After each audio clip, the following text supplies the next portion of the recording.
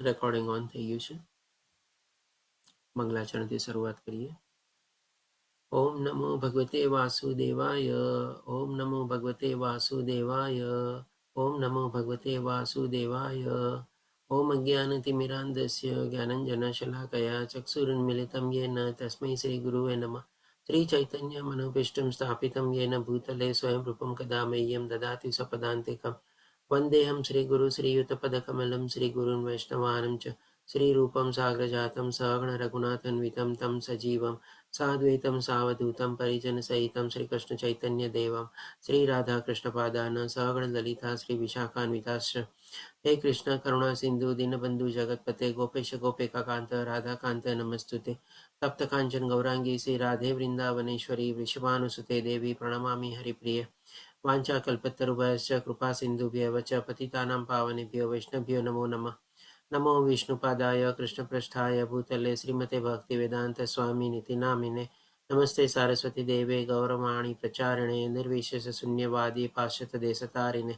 जय श्री कृष्ण चैतन्य प्रभु नित्यानंद श्री अद्वैत गदाधर श्रीवासादि गौर भक्त वृंद. हरे कृष्ण कृष्ण कृष्ण हरे हरे हरे राम राम राम हरे हरे. श्रीला प्रभुपाद की जय. श्री राधा गोविंद प्रणाम. श्रीला प्रभुपाद की जय. श्री राधा गोविंद प्रणाम. हरे कृष्ण सर्वे ने. कृष्ण प्रभु जी।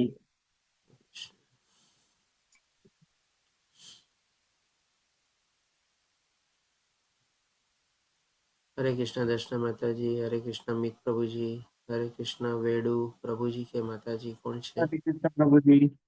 हरे कृष्ण प्रभुजी. हरे कृष्ण. ओके, આપણે આગળ વધીએ. ગઈકાલે આપણે પહેલો અધ્યાય કમ્પ્લીટ કર્યો, કુરુક્ષેત્રની યુદ્ધભૂમિનું નિરીક્ષણ અથવા તો અર્જુન વિષાદ્યો. એના પહેલા પાર્ટના સંદર્ભમાં આપણે જોયું કે ભાઈ દુર્યોધનની પ્રતિક્રિયા શું હતી. પછી આપણે ધૃતરાષ્ટ્ર સૌથી પહેલા પ્રશ્ન શું પૂછે છે સંજયને, અને પછી આપણે બીજા પાર્ટ તરીકે એટલે કે અર્જુન વિષાદયોગના સંદર્ભમાં આપણે અર્જુનની પ્રતિક્રિયા જોઈ. તો અર્જુનની પ્રતિક્રિયાના સંદર્ભમાં આપણે સમજી શક્યા કે અર્જુનની 4 વિટમણા હતી. સૌથી પહેલું શું હતું તો કે ભાઈ કરુણા, લાગણી અને પ્રેમથી પોતે ઘેરાઈ ગયો હતો, વ્યાપક થઈ ગયો હતો, એનું હૃદય દુર્બળ થઈ ગયું હતું. બીજું શું હતું તો કે ભાઈ આનંદ નથી. ચાલો પ્રેમ, લાગણી અને કરુણા છોડી દઈએ અને જો માની લ્યો અર્જુન કહે છે હું યુદ્ધ લડું બી અને બધાને હણી બી નાખું અને જીતી બી જાઉં તો બી મને ગાદી ઉપર બેસીને શું આનંદ મળશે? એવો બીજો પ્રશ્ન હતો અર્જુનનો. પછી કે ભાઈ અમારા જ પોતાના કુટુંબીજનોને, અમારા જ આપ્તજનોને, અમારા જ એને કે ભાઈ વ્યવહારિક રીતે પછી પોતાના ગુરુજનો, અમારા મોટા મોટા આચાર્યો, એ બધાને હણશું તો અમને શું પાપ નહીં લાગે? આજે ગુરુ દ્રોણાચાર્ય બ્રાહ્મણ હતા, એના ગુરુ બી હતા, બ્રહ્મ હત્યાનું પાપ લાગે એને? આ રીતે બધું અર્જુન ત્રીજો પ્રશ્ન પૂછે છે ભગવાનને. પછી કૌટુંબિક પરંપરાના વિશે વિચારે છે, એટલે ખાલી પોતાના પૂરતું નથી વિચારતો, પોતાના સમાજ પૂરતું નથી વિચારતો અને ત્યાં ઉપસ્થિત રહેલા બધા વિશે નથી વિચારતો, પણ એના પૂર્વજો સુધી વિચારે છે કે ભાઈ કુટુંબ પરંપરાઓ નષ્ટ થશે, સ્ત્રીઓ દૂષિત થશે, અણવાંછિત પ્રજાનો ઉત્પન્ન થશે, એમાં વૃદ્ધિ થશે અને આપણા પૂર્વજોનું પિંડદાન કોણ કરશે?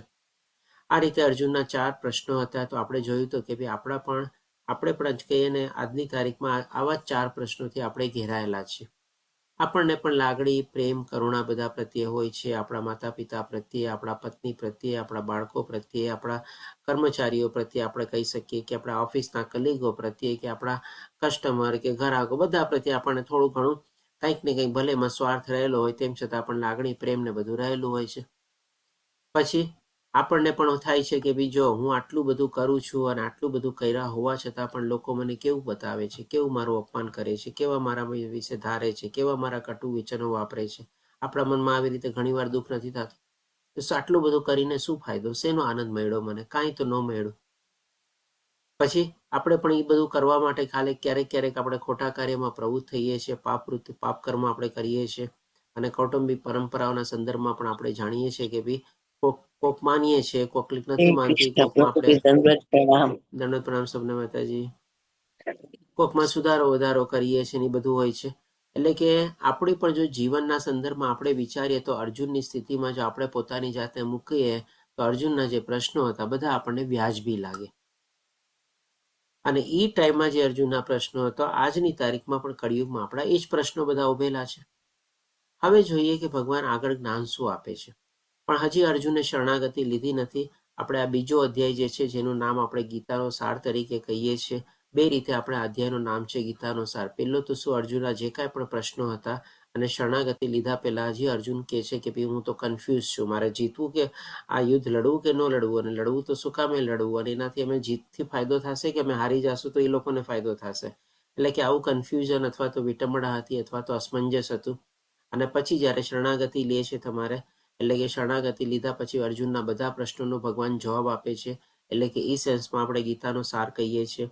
અને ભગવાને બધું જ્ઞાન આપી દીધા પછી, અર્જુનના પ્રશ્નનો જવાબ આપી દીધા પછી અર્જુનનો ફરીથી એક પ્રશ્ન ઉદ્ભવે છે કે સ્થિતપ્રજ્ઞ માણસની વ્યાખ્યા શું, એના લક્ષણો કેવા હોય છે, એની જીવનશૈલી કેવી હોય છે, કેવી રીતે ઉઠે છે, બેસે છે, ખાય છે, પીવે છે, બધું કરે છે. તેના સંદર્ભમાં ભગવાન 55 લઈને 72મા શ્લોકમાં આપણને વધારાનું જ્ઞાન આપે છે. અને એ 18 શ્લોકમાં ભગવાન આગળ જે બધા અધ્યાયોમાં આપણને જ્ઞાન આપવા છું, ખાલી ટચ એન્ડ ગો કરીને ભગવાન આપણને બહુ જ સંક્ષિપ્તમાં બધું સમજાવી દે છે. તો એ રીતે પણ આપણે આને ગીતાનો સાર કહી શકીએ. અને બીજું આપણે છે કે આ ભગવદ્ ગીતામાં આપણને આ બીજા અધ્યાયમાં સૌથી વધારે મહત્વનું જ્ઞાન એક આત્મજ્ઞાન મળે છે. કારણ કે આપણા આધ્યાત્મિક પુસ્તકોમાં આપણે કહી શકીએ કે આત્માનું જ્ઞાન આપણને એકમાત્ર ગીતામાં ભગવાનના મુખેથી આપણને અપાયેલું છે કે ભાઈ આપણી ઓળખાણ મળે છે. આપણે શરીર નથી, આપણે પણ આત્મા છીએ, ભગવાનનો અંશ છીએ. તો હવે આગળ વધતા જોઈએ. આ અધ્યાય આપણે ટોટલ લાંબો છે, 72 શ્લોક છે. આપણે 18મા અધ્યાય પછી બીજો અધ્યાય બહુ લાંબો છે. 18મા અધ્યાયમાં 78 શ્લોક છે, આમાં 72 શ્લોક છે. અને ટોટલ આપણે એને 5 ભાગમાં વિભાજિત કરેલો છે. એમાંથી આજે આપણે 2 વિભાગ લેશું, એટલે કે 1 થી 30 શ્લોક આજે આપણે લેશું. પછી આવતીકાલે આપણે 31 થી લઈને 53 શ્લોક લેશું, અને છેલ્લે આપણે 54 થી લઈને 72 શ્લોક લેશું. એટલે કે 3 દિવસમાં આપણે આ બીજો અધ્યાય કમ્પ્લીટ કરશું. એટલે કે તમે સમજી શકો છો, લેવલ 1માં આપણે એક અધ્યાય માટે 1 કલાક આપીએ છીએ. અત્યારે એક અધ્યાય માટે આપણે 3 થી 4 કલાક જેવો સમય આપશું. જો 1 કલાકમાં કમ્પ્લીટ કરી લઈએ તો 3 કલાક થાય, લગભગ થોડો સમય વધારે લાગે તો 4 કલાક જેવો પણ સમય થઈ શકે. એટલે કે લગભગ 3 થી 4 ગણો સમય આપણે એક અધ્યાય માટે આપશું, અને આપણે એને ડિટેલમાં એક શ્લોક કવર કરીને આપણે સમજવાની કોશિશ કરશું. તો હવે પહેલા શ્લોકમાં સંજય શું કહે છે, એટલે કે પહેલો પાર્ટ કવર કરતા જોઈએ તો અર્જુનની હજી આપણને અસમંજસ અથવા વિટંબણા આવશે. એના સંદર્ભમાં આપણે જાણીએ તો સંજય કહે છે, સંજય બોલ્યા, કરુણાથી વ્યાપત, લાગણી, પ્રેમ, દયા એ બધાથી અર્જુન વ્યાપત થઈ ગયો. શોકયુક્ત કે ભાઈ આ લોકોને બધાને હણવાના, આની સામે મારે યુદ્ધ લડવાનું. અને આંસુ ભરેલા નેત્રવાળા કે ભાઈ કેવી સિચ્યુએશનમાં હું આવીને ઊભો છું. અત્યારે કુરુક્ષેત્રની યુદ્ધ ભૂમિ ઉપર આવીને મારા જ કુટુંબીજનો, મારા સગાવાલાની સામે અત્યારે હું શસ્ત્ર લઈને ઊભો છું, અને એ લોકો મારી સામે લડવા છે ને મારે સામે લડવું છે. એટલે કે આવી રીતે કરુણા, લાગણી, વ્યાપતથી, દયાથી વ્યાપત થઈને પોતે દુઃખી પણ થાય છે, અને પોતે તેને કે પોતાનો અનુભવ ભગવાનની સામે વર્ણવે છે. તો એવી રીતે સંજય કહે છે કે આંસુ ભરેલા નેત્રવાળા અર્જુનને જોઈ મધુસૂદન, એટલે કે મધુ અને કૈટબનો વધ કર્યો હતો એટલા માટે મધુસૂદન કરીને વર્ણવે છે. પ્રશ્ન એ નીચે મુજબના વચનો કયા. હવે જોઈએ, આ પહેલા શ્લોકમાંથી પણ છે ને આપણને ઘણું બધું શીખવાનું છે. આપણે ભગવદ્ ગીતાના લેવલ 2માં અત્યારે આગળ વધીએ છીએ તો આપણો મેઇન ઉદ્દેશ શું છે? આપણે એક શ્લોકમાંથી નાની નાની લર્નિંગ લઈ આપણા જીવનમાં એને ઉતારીને આપણે આપણા જીવનને બદલવાનું છે. ટ્રાન્સફોર્મેશન ઓફ લાઈફ કરવાનું છે. તમે કહેશો આ શ્લોકમાંથી આપણને શું શીખવા મળે? હું તો કહીશ કે આપણને આ શ્લોકમાંથી ઘણું બધું મોટી શીખવા મળે છે આપણને. કારણ કે જો અર્જુનની જે અહીંયા સ્થિતિ હતી, એ સ્થિતિ શેના કારણે થઈ? એ બધું ભવિષ્યનું વિચારે છે ને તમારે, કે મારે એ લોકોની સામે લડવાનું, મારે એ લોકોને મારી નાખવાના, મારે એ લોકોને હણવાના, મને રાજગાદી મળશે. કેટલું બધું એને આગળનું વિચાર્યું અને પોતે આવી રીતે દુઃખી થયો. હવે એ જે આગળ થવાનું હતું એના હાથમાં હતું તમારે? એના ઉપર એનો કંઈ કંટ્રોલ હતો તમારે? તેમ છતાં પણ આટલું બધું વિચારીને પોતે દુઃખી થયો ને. તો આપણે પણ છે ને, આપણે કહી શકીએ ને, આજની પરિસ્થિતિમાં આપણે છે ને 2 વાતેથી બહુ વધારે દુઃખી થઈએ છીએ. એક તો આપણે કહી શકીએ કે ભાઈ આપણા દુઃખેથી જેટલા આપણે દુઃખી નથી, એના કરતાં વધારે બીજાના સુખેથી આપણે દુઃખી થઈએ છીએ તમારે. એટલે કે એક જાતનું દંભ અને ઈર્ષ્યાથી આપણે દુઃખી થઈએ છીએ. અને બીજું શું, કાં તો આપણે પાસ્ટમાં જીવીએ છીએ, કાં તો આપણે ભવિષ્યનું વિચારીએ છીએ. હવે જો પાસ્ટને આપણે ભૂતકાળને બદલી નથી શકવાના, તો એ વાતને વાગોળીને આપણે શું કામે એણે મારી સાથે કેવું કર્યું, મેં તો કાંઈ કરવામાં બાકી નહોતું રાખ્યું, બધું એનું સારું કરતો, પણ એણે તો મારી યાર આમ કર્યું ને એમ કર્યું ને તેમ કર્યું. આપણે કેટલા બધા દુઃખી થઈએ. અને ભવિષ્યનું વિચારીને શું થશે, કેવી રીતે થશે, આમ થઈ જશે, તેમ થઈ જશે. તો આનાથી પણ આપણે અત્યારનું પ્રેઝન્ટ મોમેન્ટમાં આ ક્ષણમાં તો આપણે જીવતા જ નથી કહી શકીએ. કાં તો ભૂતકાળના વિશે આપણે પોતાની જાતને દુઃખી કરીએ છીએ, કાં તો ભવિષ્યનું વિચારીને આપણે પોતાની જાતને તકલીફમાં મૂકવા માટેનું વિચારીએ છીએ. એટલે કે આ શ્લોકમાંથી ભગવાન આપણને જે બતાવવા માંગે છે અથવા તો સંજય જેના શબ્દો દ્વારા વર્ણવે છે કે ભાઈ આમાંથી કોઈ ફાયદો નથી. અર્જુનને જે સ્થિતિ હતી એના એ પરિસ્થિતિ ઉપર એનો કોઈ કંટ્રોલ હતો, અને એ જે બધું આગળનું બધું વિચારતો હતો એ પણ એના હાથમાં નહોતું તમારે. તો પછી આપણે પણ એવી જ રીતે પોતાની જિંદગી આપણે કહે ને કે આ ક્ષણમાં જીવવાની છે. લીવ ઇન નાવ, પ્રેઝન્ટ મોમેન્ટમાં આપણે આપણી ક્ષણ જીવવાની. અને જો આ ક્ષણને આપણે સારી રીતે જીવવા, આવતી ક્ષણ આપણી સારી જ થવાની છે. શું કામે જે ચીજનો આપણા માટે કંટ્રોલ નથી એના માટે આપણે ચિંતાઓ કરીએ છીએ અને ભૂતકાળમાં આપણે વાગોળીએ છીએ. હજી આગળ વધતા ભગવાને કહ્યું, તો બીજા શ્લોકમાં ભગવાન કહે છે કે શ્રી ભગવાને કહ્યું, હે અર્જુન, તારા મનમાં આવી મલિનતા ક્યાંથી આવી? આ જો, આ હું પોતે નથી કહેતો, ભગવાન પોતે પણ કહે છે. ભગવાન આ બધી ચીજને મલિનતા કહે છે કે ભાઈ તું જે બધું ભવિષ્યનું વિચારસ અને આટલું લાંબુ વિચારસ, એ બધું સાવ ખોટું છે, મતલબ વગરનું છે. ભગવાન તો એને ગંદકી તરીકે વર્ણવે છે. એ કહે છે ને મલિનતા, મલિનતા એટલે કે ગંદકી ને. તારા મનમાં આવું બધું ઉદ્ભવ્યું ક્યાંથી તારે? આ રીતે ભગવાન એને કહે છે કે આવા ખોટા વિચારો તારા મનમાં ક્યાંથી આવ્યા? સાથે ભગવાન શું બોલે છે તો કે ભાઈ જીવનનું મૂલ્ય જાણનાર મનુષ્ય માટે તે લેશ માત્ર યોગ્ય નથી. એટલે કે ધેટ મીન્સ અર્જુન અત્યારે એના આપણને જે મનુષ્ય જીવન મળ્યું છે એનું મૂલ્ય નથી જાણતા. ભગવાન અહીંયા આત્મજ્ઞાન આપવા વિશે અહીંયા ભૂમિકા બનાવે છે. હજી ભગવાને જ્ઞાન આપવાનું શરૂઆત નથી કર્યું, પણ કેવી સરસ મજાની ભૂમિકા બનાવીને પછી ભગવાન આગળ વધે છે. તો અહીંયા ભગવાન કહે છે કે ભાઈ જે મનુષ્ય જીવન આપણને મળેલું છે એ કેટલું મૂલ્યવાન છે તને ખબર જ નથી. જો તને ખબર હતું તો આવી બધી વાત જ ન કરત. કૌટુંબિક પરંપરા ને આ ને તે ને સુખ નથી ને આનંદ નથી ને કરુણા ને લાગણી ને બધામાં તો પડત જ નહીં તમારે. અને એટલા માટે ભગવાન કહે છે તેનાથી ઉચ્ચતર લોકની નહીં પણ અપયશની પ્રાપ્તિ થાય છે. એટલે કે જો આવા ખોટા વિચારો લાવીશ, આવા ગંદા વિચારો તારા મનમાં લાવીશ, મલિનતા લાવીશ, તો ઉલટાનું તને જે મનુષ્ય જીવન મળ્યું છે એ બરબાદ થઈ જશે અને ઉલટાનું અપયશની પ્રાપ્તિ થશે. પછી આગળ વધતા ભગવાન કહે છે કે હે પૃથાપુત્ર, આવી હીન ના મર્દાઈને તાબે ન થઈશ. ના મર્દા એટલે કઈ? એટલે કે અર્જુન ત્યારે પોતાનો ક્ષત્રિય ધર્મ ભૂલી ગયો. તો અહીંયા ના મર્દા એટલે કે ભાઈ ફિઝિકલ ઇમ્પોર્ટન્સી નથી. અર્જુન ક્ષત્રિય હતો, એ ક્ષત્રિયોના ગુણ પ્રમાણે જે પ્રમાણે એને વર્તવું જોઈએ એ પ્રમાણે નહોતો વર્તતો. એટલા માટે ભગવાન એને કહે છે ના મર્દાઈને તાબે ન થઈશ. કુરુક્ષેત્રની યુદ્ધ ભૂમિ ઉપર તું ઊભો છું, ક્ષત્રિય તરીકે છે, સામે તારી યુદ્ધમાં લોકો તને લલકારે છે, તને પડકાર ફેંકે છે, અને તું આવા સમયે આવું બધું વિચારસ? આવી તારી સ્થિતિ છે, આવી તારી મનોદશા છે, અને તું કહેશ કે હું યુદ્ધ નહીં કરું, તમારે હાથમાંથી ગાંડિયું સરકી ગયું ને બધું. તો આ જે બધા અર્જુનના જે ફિઝિકલ લક્ષણો હતા એને ભગવાન નામર્દાય તરીકે વર્ણવે છે કે આ ક્ષત્રિયોના લોકોને શોભતા નથી. એટલા માટે ભગવાન કહે છે તને તે શોભતી નથી. એ શત્રુઓનું દમન કરનાર હૃદયની આવી શુદ્ર દુર્બળતાનો ત્યાગ કર અને ઊભો થા. કારણ કે એ ત્યારે મોહથી વ્યાપત થઈ ગયો હતો. એટલે કે કેટલું બધું એનું હૃદય જે છે તમારે કરુણા, લાગણી અને પ્રેમથી અને મોહથી વ્યાપત થઈ ગયું હતું કે એને ભગવાન કહે છે કે આ બધી દુર્બળતા છે, આ બધી કમજોરી છે. ક્ષત્રિયને આ બધું ચીજ શોભે જ નહીં. આવા ક્ષણે, આ સમયે, આ સંજોગોમાં તને નથી શોભતું.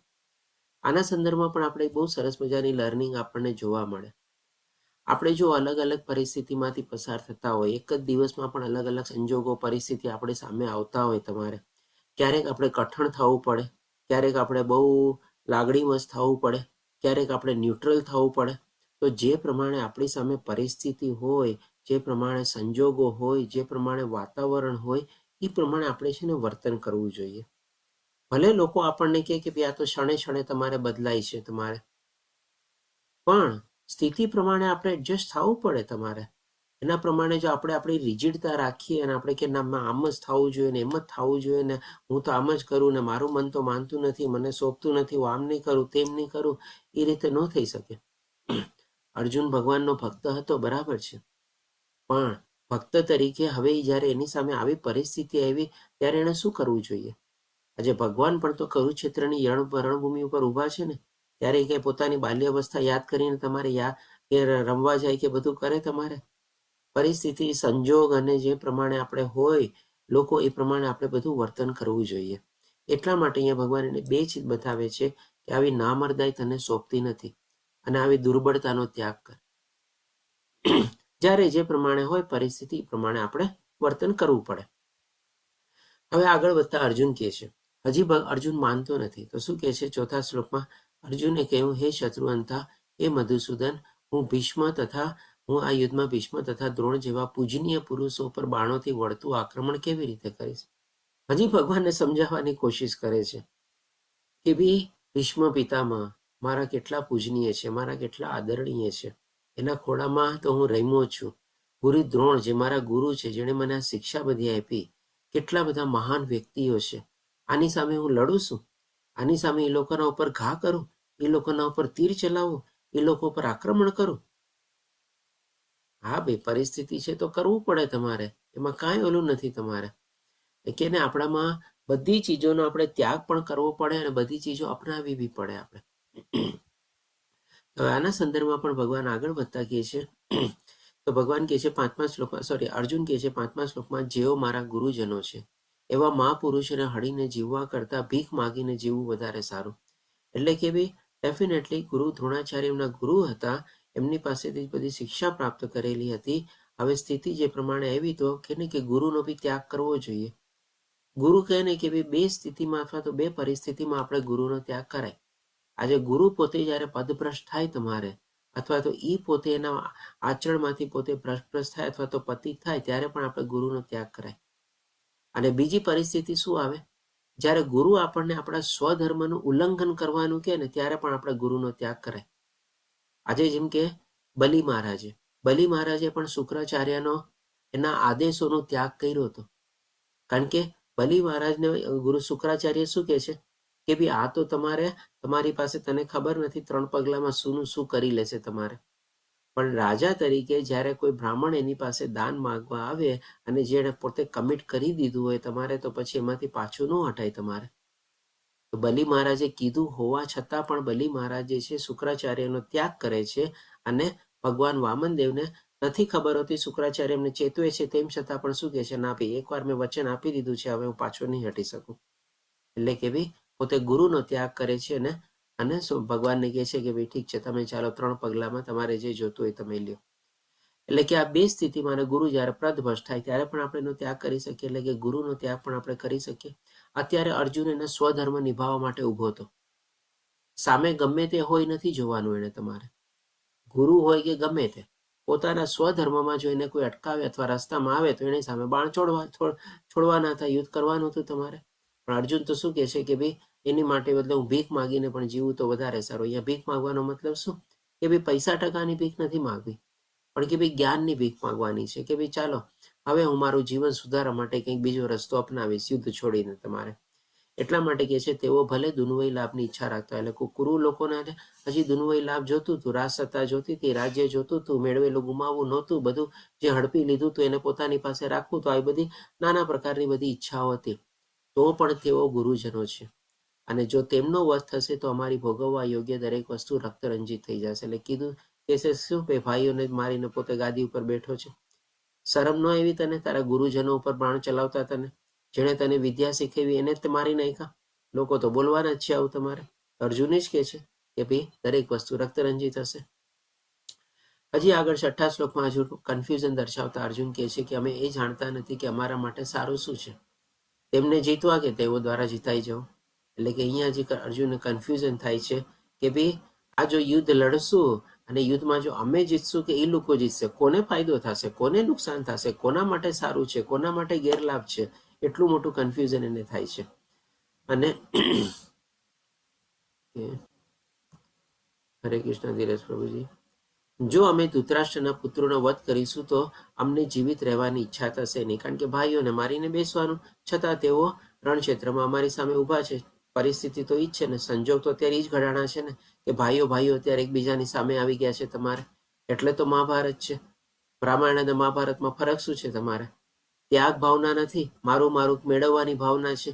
જો ત્યાગ ભાવના હોત તો જેમ ભરતે જેમ ગાદી છોડી દીધી, તમારે પાદુકા રાખીને પણ રાજ્ય કર્યું, એવી જ રીતે પણ અહીંયા જો પાંડવ જ્યારે વનવાસથી પાછા આવ્યા, પાછું આપી દેવું હતું રાજ્ય ને બધું. પણ ત્યાગ ભાવના નથી, મેળવવાની અને મારું કરવાની ભાવના છે. ભાઈઓ સામે ઊભા છે તમારે, એટલે મહાભારત સર્જાણો. હવે અર્જુન જે છે 7મા શ્લોકમાં ભગવાનની શરણાગતિ લે છે. આ શ્લોક બહુ જ મહત્વનો અને અગત્યનો શ્લોક છે. આપણે કહી શકીએ આખી ભગવદ્ ગીતામાં 700 શ્લોકમાંથી જો આપણને બધા શ્લોક તો પઠન રાખવું મુશ્કેલ છે તમારે, પણ ચતુશ્લોકી ગીતા એટલે કે 10મા અધ્યાયના આપણને 8, 9, 10, 11 ને ચતુશ્લોકી ગીતા કે છે. લોકો 4 શ્લોક પણ જો યાદ ન રાખી શકતા હોય તો આ એકમાત્ર શ્લોક ભગવાનનો જે છે અર્જુન જે બોલે છે તમારે, અને એકમાત્ર શ્લોક આપણે ડેઈલી સાધના ચાર્ટ ભરીએ છીએ ને, સાધના ચાર્ટમાં મંગલા આરતી, તુલસી આરતી, પછી ભાગવતમનું વાંચન, માળા કૈરી કે નહીં, બધું આપણે એનું યસ નોમાં જવાબ આપીએ છીએ. અને જેમ આપણે પહેલા ઇન્ટ્રોડક્શન ક્લાસીસમાં જોયું હતું ને કે સાધના ચાર્ટમાં આપણે બાકી ઘણી બધી ચીજ આપણા પ્રમાણે પણ એડ કરી શકીએ છીએ તમારે. તો હું તો કહીશ કે આ એક શ્લોક છે ને ડેઈલી આપણે ભગવાનની સામે બોલવાનો, હાથ જોડીને બસ. તો પણ આપણે કહી શકીએ ને કે સરસ મજાની આપણે ભગવદ્ ગીતાનું આચરણ શરૂ કરી દીધું. અને આ જો આપણે કરશું ને તો પછી ભગવાનની કૃપા ઓટોમેટિકલી થવાની છે. કારણ કે અર્જુને પણ શું કર્યું, આ શ્લોક લઈને ભગવાનની શરણાગતિ લઈ લીધી, અને શરણાગતિ લીધા પછી ભગવાને કેટલી મોટી કૃપા કરી, આખી ભગવદ્ ગીતાનું જ્ઞાન આપી દીધું. તો આપણે પણ જો ડેઈલી ભગવાનની આવી રીતે શરણાગત ભાવથી આ શ્લોક આપણે એને કે આપણા સાધના ચાર્ટમાં ડેઈલી બોલવાનો તમારે, અને જો ભગવાનની કૃપા થઈ ગઈ આપણા ઉપર તો આપણે પણ તો એને આપણને પણ આપણો ઉદ્ધાર થઈ ગયો, કલ્યાણ થઈ ગયું. તો આ શ્લોક છે આપણે કાર્પણ્ય દોષો ઉપહત સ્વભાવ પૃષ્યામિ તો આમ ધર્મ સંમોઢ ચેતા યશ્રેયશા નિશ્ચિતમ બ્રૂહિ તન્મે શિષ્યતે અહમ શાદી મામ ત્વામ પ્રપન્નમ. એટલે કે અર્જુન કહે છે કે હવે હું સંકુચિતતા યુક્ત દુર્બળતાને કારણે મારું કર્તવ્ય ભૂલી ગયો છું. એટલે કે ભાઈ એનું જે હૃદય દુર્બળ થયેલું છે કરુણતા અને વ્યાપક લાગણીથી થઈને, અને કર્તવ્ય એટલે કે પોતાનું ક્ષત્રિય ધર્મ પોતે ભૂલી ગયો છે, અને મનની બધી સ્વસ્થતા કોઈ બેઠું છે. એટલે કે જેના બધી શારીરિક પ્રતિક્રિયા હતી આપણે જોઈ હતી ગઈકાલે. અને આવી સ્થિતિમાં હું આપને પૂછી રહ્યો છું કે જે મારા માટે કલ્યાણકારી હોય. લાભ અને નુકસાન નથી પૂછતો અર્જુન. અર્જુન શું કહે છે, કલ્યાણકારી અથવા તો શ્રેયસ્કર. એટલે કે શોર્ટ ટર્મ બેનિફિટ નથી જોતો કે ભાઈ ઇમિડિયેટ લાભ શું છે અથવા ઇમિડિયેટ મને નુકસાન થવાનું છે કે લાભ શું છે, એ નહીં. લાંબે ગાળે મારા માટે કલ્યાણકારી હોય, મારા જીવનના કલ્યાણકારી હોય. કારણ કે ભગવાને શું કીધું, મનુષ્ય જીવનનું મૂલ્ય તું જાણતો નથી. એટલે અર્જુનને થયું કે ચાલો હવે મનુષ્ય જીવનનું મૂલ્ય શું છે એ જો જાણી લઉં, એ જ મારું કલ્યાણકારી છે, એ જ મારું આપણે શ્રેષ્ઠ કરશે. એટલા માટે ભગવાનને કહે છે તે ચોક્કસપણે કહેવાની કૃપા કરો. એટલે કે ભગવાને વિનંતી કરે છે, અને વિનંતી કરવાની સાથે સાથે શું કહે છે કે હવે હું આપનો શિષ્ય છું. એટલે કે પોતે ભગવાનને ગુરુપદ આપે છે, અને પોતે શિષ્યપદ સ્વીકારે છે, અને કહે છે આપનો શરણાગત છું. એટલે કે ગુરુપદ આપવાની સાથે સાથે શિષ્યપદ લેવાની સાથે સાથે આપણે પહેલાની શરણાગતિ બી લેવી પડે આપણે. એટલે કે અર્જુન આવી રીતે ભગવાનની શરણાગતિ લે છે, અને કહે છે કૃપા કરીને મને ઉપદેશ આપો અથવા તો જ્ઞાન આપો. તો આ શ્લોક દ્વારા આપણે બહુ સરસ મજાની 3 ચીજ સમજી શકીએ છીએ. સૌથી પહેલા તો જેની પાસેથી આપણે આવું આધ્યાત્મિક જ્ઞાન મેળવવું હોય એને આપણે પોતાના ગુરુપદે સ્થાપવા પડે. ગુરુપદે સ્થાપીને આપણે એની શરણાગતિ લેવાની. શરણાગતિ લઈને બીજું શું, તો કે ભાઈ આપણે એને વિનમ્ર ભાવે આપણે એને કહેવાનું કે ભાઈ મને આ પ્રકારનું જ્ઞાન જોવે છે, તમે આ પ્રકારનું જ્ઞાન મને તમે આપો.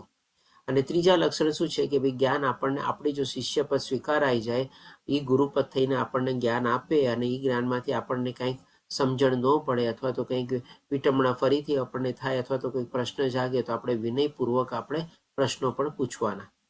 આ 2 થી 3 લક્ષણ આપણને ગુરુના સંદર્ભમાં આપણને ખબર પડી શકે છે, અને શિષ્યના સંદર્ભમાં પણ આપણને જણાય છે. હવે હું તો કહીશ કે આપણે બધા છે ને તમે લોકો અનમ્યુટ થઈને આ શ્લોક છે ને તમે જેવો આવડે ને એવી રીતે બોલવાની તમે કોશિશ કરો. અને એકવાર તમે નિયમ રાખી લો કે ડેઈલી તમારે દિવસમાં એકવાર પણ તમે સાધના ચાર્ટની સાથે આ શ્લોક તમે ડેઈલી બોલો. વધારે વાર બોલશો તો બહુ સારું જ છે તમારે. પ્લીઝ બધા કરશો, તમારે પોતપોતાને અનમ્યુટ કરો, બધા એક સાથે બોલો, ચાલો જેવો આવડે એવું. હરે કૃષ્ણ સર્વેને. હરે કૃષ્ણ. શરૂ કરીએ પ્રભુ. હરે કૃષ્ણ પ્રભુ. કાર્પણ્ય દોષો મહત સ્વભાવ ધર્મ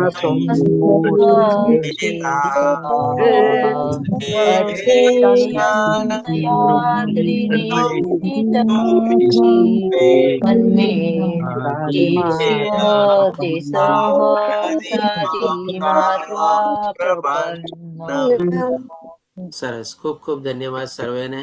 અને બધાને ફરીથી વિનંતી કરું છું, આ એક શ્લોક તમે ડેઈલી બોલો. અર્જુને જેમ કર્યું ને, જો આપણે એ રીતે કરવા બી માંડશું ને તો ભગવાનની જેમ કૃપા થઈને અર્જુન ઉપર એવી રીતે આપણા ઉપર પણ કૃપા નિશ્ચિત થવાની ને થવાની જ છે તમારે. અને આનો પણ તમને ઘણો બધો લાભ બી મળશે, તમે જોજો. ઓકે, સૌથી બધાને ધન્યવાદ. સારી રીતે બધાએ સાથ સહકાર આપ્યો, શ્લોક બોલ્યા. હવે જોઈએ ભગવાન હવે જ્ઞાન આપવાનું શું કરે છે, શરૂઆત કરે છે. તો 8મા શ્લોકમાં જે અર્જુન કહે છે કે મારી ઇન્દ્રિયોને સૂકવી નાખનાર આ શોકને દૂર કરે એવું કોઈ સાધન મને દેખાતું નથી. સ્વર્ગ પર દેવોના સાર્વભૌમ અધિકારની જેમ સર્વથા સમૃદ્ધ પૃથ્વીનું નિષ્કંઠ રાજ્ય પ્રાપ્ત કરીને પણ હું આ શોકને દૂર કરી શકીશ નહીં. કારણ કે ઓલરેડી ગઈકાલે આપણે જોયું અર્જુન શું કહે છે કે ત્રણેય લોકનું મને રાજ્ય મળી જશે તો પણ મને આનંદ નહીં થાય. કારણ કે એટલો બધો શોકાતુર થઈ ગયો છે તમારે, એટલો બધો લાગણીવશ થઈ ગયો છે, એટલો બધો મોહિત થઈ ગયો છે તમારે કે એને ખાલી પોતાના દાદાઓ, કાકાઓ, મામાઓ, પુત્ર, પૌત્રો ને એ જ બધું દેખાય છે, ગુરુ અને બધું. બીજું કાંઈ પોતે જોઈ જ નથી શકતો તમારે. હવે આગળ વર્ણવતા કહે છે તો સંજય બોલ્યા કે આ પ્રમાણે કહ્યા પછી શત્રુનું દમન કરનાર અર્જુને કૃષ્ણને કહ્યું, હે ગોવિંદ, હું લડીશ નહીં, અને મૌન થઈ ગયો. ગઈકાલે પણ એને જ કીધું હતું તમારે, અને અત્યારે પણ ફરીથી પાછું એ જ બધું વર્ણવીને ભગવાનને કહે છે ના ભાઈ હું તો નહીં લડું તમારે, અને ચૂપચાપ પોતે બેસી જાય છે. હાથમાંથી ગાંડીવને બધું સરકી ગયું છે, આંસુગ્રસ્ત આંખો છે તમારે, મોઢું સુકાઈ રહ્યું છે, અને કાંઈ કરતા કાંઈ તમારે નથી કરતો તમારે. એક ક્ષત્રિય તરીકે તમે વિચારો કેવી પ્રકારની પ્રતિક્રિયા હતી તમારે. પરિસ્થિતિ પ્રમાણે, સંજોગ પ્રમાણે વર્તન કરતો તો તમારે, તો કે ના. એટલા જ માટે તો ભગવાને કીધું ને આ બધી મલિનતા તારા મનમાં ક્યાંથી આવી, આવી દુર્બળતા ક્યાંથી આવી, આવી નપુંસકતા ક્યાંથી આવી તારા મનમાં. હવે જોઈએ આગળ બતા કે છે કે હે ભરતવંશી ધૃતરાષ્ટ્ર, તે વખતે બંને સૈન્યોની વચ્ચે ભગવાન કૃષ્ણ શોકગ્રસ્ત અર્જુનને સ્મિતપૂર્વક આ વચનો કહ્યા. હવે આ શ્લોક દ્વારા પણ છે ને આપણે કહીએ કે ઘણું બધું શીખવા જેવું છે. આપણે સંજય શું વર્ણવે છે, બે સેનાની વચ્ચે જ્યારે ઉભેલો હતો, કારણ કે અર્જુને જ ભગવાનને કીધું ને કે મારા રથને તમે યુદ્ધ ભૂમિની વચ્ચોવચ લઈ જાઓ, કોણે મારી સામે લડવા આવ્યું છે અને મારે કોની સામે લડવું છે, મારે જોવું છે. ભગવાને સારથી તરીકેનો આદેશ માન્યો તમારે, અને પછી એને જે બધા રિએક્શન થયા અને કેટલું બધું એને ભગવાનને સમજાવવાની, ભગવાનની સામે આર્ગ્યુમેન્ટ, ભગવાનની સામે લોજિક, ભગવાનને પણ સાથે પોતાની સાથે ખેંચી લીધા, બધું કીધું તમારે. ભગવાન શું કર્યું, ચૂપચાપ બધું સાંભળી લીધું ને તમારે. અને બધું સાંભળ્યા પછી હવે જ્યારે અર્જુનની શરણાગતિ લીધી તમારે, ત્યારે ભગવાન હવે શું કહે છે અહીંયા, તો કે ભાઈ અર્જુનને સ્મિતપૂર્વક આ વચનો કહ્યા. એટલે કે કહેવાનું શું છે, ઇમ્પોર્ટન્ટ ચીજ શીખવાની આમાંથી શું છે કે ભાઈ દરેક પરિસ્થિતિમાં છે ને આપણે આપણું બેલેન્સ જાળવવું જોઈએ. અહીંયા ભગવાન શું છે, જ્યારે અર્જુને શરણાગતિ લીધી ત્યારે પણ શું છે, સ્મિતપૂર્વક. આપણે કે ને ભગવાન શ્રી કૃષ્ણના મોઢા ઉપર હંમેશા સ્માઇલ રહેતું તમારે. આપણે એનો મતલબ નથી કે કોઈક આપણે મરણ સભામાં ગયા હોય ત્યારે પણ આપણે સ્માઇલ રાખવાનું, પણ શું છે આપણે હંમેશા એક આપણું છે ને આપણું સ્માઇલ એટલે કે આભૂષણ થઈ જાય. આપણે કેટલા બધા આપણે અત્યારે કંઈક ને કંઈક આપણે આભૂષણો પહેરતા હોઈએ ને, આ કે ને કે સોનાના દાગીના, આ દાગીના, તે દાગીના, બધું કેટલું બધું હોય, પેન, ચશ્મા, આ તે બધું કેટલું મોંઘું બધું આપણે રાખતા હોઈએ તમારે, કે જેથી કરીને આપણો મોભો પડે, બધું પડે તમારે. પણ સૌથી મોટું આભૂષણ શું છે ખબર છે આપણું, તો કે ભાઈ જ્યારે આ મોઢા ઉપર આ સ્માઇલ હોય ને તમારે, થોડું હસતું મોઢું હોય ને, થોડું આમ સ્માઇલ એટલે કે આપણે હલકેથી, આપણે દાંત બી દેખાડવાની જરૂર નથી, પણ આમ હલકું મંદ સ્મિત આપણે જેને કહીએ ને, દરેક પરિસ્થિતિમાં જો આપણે એવી રીતે રહીએ ને તમારે, આપણા માટે બહુ સારું છે તમારે. આપણે મોઢું ચડાવીને હંમેશા ઘણીવાર રહેતા હોઈએ તમારે, બહુ ધીર ગંભીર રહેતા હોઈએ તમારે. અહીંયા તમે જુઓ કુરુક્ષેત્રની યુદ્ધ ભૂમિ પર ભગવાન ઉભેલા છે, અર્જુને શરણાગતિ લીધેલી છે. ભગવાન એટલા ગંભીર થયા શું, ભગવાનને તો હવે જ્ઞાન દેવું છે ને, તો ભગવાને તો કેવું સિરિયસ થઈ જવું જોઈએ. હા ચાલ, અર્જુને શરણાગતિ લઈ લીધું, જે મારે જોતું તું મોકો હતો, હવે અર્જુને શરણાગતિ લેતો હું એનું જ્ઞાન દેવા માંડું તમારે. પણ ભગવાન કેવું સ્મિતપૂર્વક કહે છે તમારે આ વચનો કહ્યા. એટલે કે જો આપણે કહીને કે દરેકે દરેક પરિસ્થિતિને છે ને હળવી બનાવવાની આપણે કોશિશ કરવી જોઈએ. ભગવાન અત્યારે શું કર્યું, તમારી પરિસ્થિતિને હળવી બનાવી નાખી ને, થોડી ડાયલ્યુટ કરી નાખી આપણે, અને પોતે સ્મિતપૂર્વક આવી રીતે ભગવાન સામે બોલ્યા. અર્જુન કેટલો ગંભીર હતો, કેટલો શોકાતુર ને કેટલો બધો મોહ વસ્તે બધું થયેલું હતું, અને ભગવાન એની સામે જસ્ટ આપણને ઓપોઝિટ મળે તમારે, એટલે તો સ્મિતપૂર્વક આ વચનો કહ્યા. હવે જો ભગવાન શું કહે છે, હવે 11 થી 30મા શ્લોકમાં, એટલે કે આ 1 થી લઈને 10મા શ્લોક સુધી આપણે કવર કર્યું કે પેલા અર્જુને શરણાગતિ લીધી, અને હવે ભગવાન જે જ્ઞાન દેવાનું શરૂઆત કરે છે, તો આપણે કહી શકીએ અહીંયાથી આપણે ભગવદ્ ગીતા શરૂ થાય છે. સૌથી પહેલા 11 થી 30મા શ્લોકમાં ભગવાન આપણને આપણી ઓળખાણ આપશે, અને અર્જુનનો જે પ્રશ્ન હતો, એનો જે પહેલો પ્રશ્ન હતો કરુણા અથવા લાગણી અથવા પ્રેમના સંદર્ભમાં જે વહી જતો હતો, એના સંદર્ભમાં ભગવાન જવાબ આપતા કહે છે 11 થી 30મા શ્લોકમાં આપણી ઓળખાણ પણ આપશે, અર્જુનનો જવાબ પણ આપશે, અને આત્માના લગભગ 30 લક્ષણો પણ ભગવાન આપણને બતાવશે. અને આ એક બહુ મહત્વનું જ્ઞાન છે. આપણે બહુ દેહાત્મ ભાવથી આપણે પીડાઈએ છીએ. આપણે શરીર છીએ, આ શરીરના રક્ષણ માટે, એની તકેદારી માટે, એની કાળજી માટે આપણે ઘણું બધું કરીએ છીએ. એટલે કે આપણે આ શરીર ઉપરાંત કંઈ છે જ નહીં. આપણે કોઈ પણ પૂછે તમારી નામ, તમારી ઓળખાણ આપો મને, તો આપણે અમે શું કહીએ છીએ? પહેલા આપણું નામ કહીએ. ભાઈ તારું નામ તો ઠીક છે, તારા મા બાપે નામ પાડ્યું હશે, બરાબર છે. પછી આપણે શું કહીએ? હું આ ગામમાં રહું છું. અરે ભાઈ ઠીક છે, તારો ત્યાં જન્મ થયો છે, બરાબર છે.